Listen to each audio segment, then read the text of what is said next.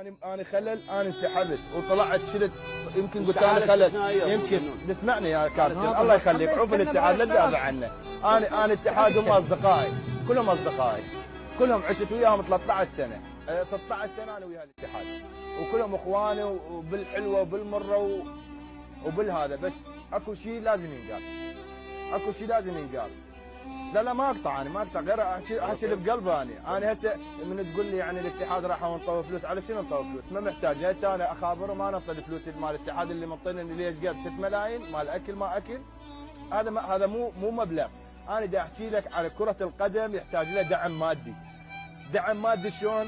من تجيب الفلوس وتوفر الفلوس لهذه الامكانيات اللعيبه، شلون توصل ذول اللعيبه لاعلى مستوى. اكو دول دا تدفع دم قلبها ذول اللاعبين. انا اللاعب اوديه ترانزيت اشلع قلبه، انا اللاعب هذا ثروه، زين انا شلون احافظ على الثروه؟ اليوم واحد كاتب لي شغله ضحكت بيها، كاتب لي الامارات فازوا علينا، بس الحمد لله احنا عندنا نفط اكثر منهم.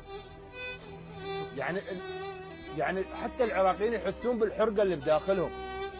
يعني شنو انا لاعب جايبه، لاعب عايفه له بالضيم بالضلايم بالهذا، اجي يرجع لاهله يمكن صارف من جيبه. شنو قيمتها ال 200 دولار و 300 دولار تنطيها للاعب، وكل من يطلع من يفوز المنتخب كل من طلع قال اني. يا اخي هسه خلينا نقعد ما بيها، لا نستحي. هسه انا اعرف هسه راح يطلعون يقول لك قاعد بقناه عربيه ويحكي على، لا ما، لان انا بالعراق دا احكي ما تسمعونا. يعني كله عرض الحائط. انا اتمنى اذا كنا صدق نحب العراق خلينا نضحي للعراق، ما بيها شيء.